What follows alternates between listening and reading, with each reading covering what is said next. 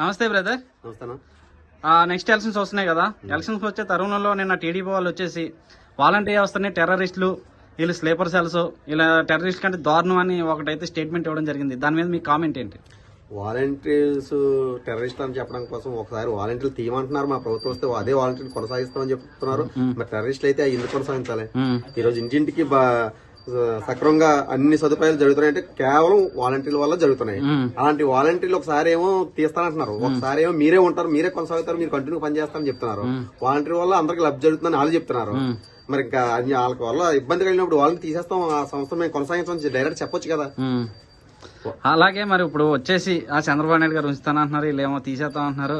వాళ్ళ క్లారిటీ లేదా, లేకపోతే ఒక చెడు అభిప్రాయం వాలంటీర్ మీద కుదిరించడానికి? అది చెడు అభిప్రాయం అనేది వాలంటీర్ మీద కుదించడానికి తప్ప వాలంటీర్ వ్యవస్థ అనేది నెంబర్ 1 గా పనిచేస్తుంది. నెంబర్ 1 గా అందరికీ అందుబాటులో ఉంటూ వాళ్ళ సదుపాయాలను చేస్తున్నారు. ప్రభుత్వం ఇచ్చిన అనేక కార్యక్రమాలు వాళ్ళకి చేరేలా చేస్తున్నారు. ఈ వాలంటీర్లు తీసేస్తామని కరెక్ట్ గా ఏది మీటింగ్ చెప్పలేకపోతున్నారు. ఒకసారి ఏమో అదే వాలంటీర్ కొనసాగిస్తాం, మీకు ఇబ్బంది ఏమి లేదు, మీకు కంటిన్యూ ఉంటారు, మా ప్రభుత్వం వస్తామని చెప్తున్నారు. అప్పుడు బాగున్నట్టు. ఒకసారి ఏమో టెర్రరిస్టులు వాళ్ళు సరిగ్గా పనిచేయలేదు, కాల్చాలని చెప్తున్నారు, అప్పుడు పనిచేయనట్టు. అది రాజకీయ దాని వల్ల తప్ప వాలంటీర్ వల్ల వచ్చిన ఇబ్బందులు ఎవరికి ఏమి లేవు జనాలకి. ఓకే, ఇప్పుడు అలాగే ముగ్గురు కలిసి వస్తున్నారు కదా, మరి జగన్మోహన్ రెడ్డిని ఓడించడానికి ఎలా ఉంటది అంటున్నారు? ఎటువంటి ఇబ్బంది లేదు. ఎంతమంది ముగ్గురు కాదు 6 వచ్చినా సరే కానీ జగన్మోహన్ రెడ్డికి వచ్చేది ఏమి లేదు. నాయకులు ఏమన్నా చేస్తే చేయాలి తప్ప జనాలందరూ ఓట్లు వేయడానికి సిద్ధంగా ఉన్నారు. ఎవరికి ఏ ఇబ్బంది కలగలేదు. జగన్మోహన్ రెడ్డి ఫుల్ నమ్మకంగా ఉంది. Thank you.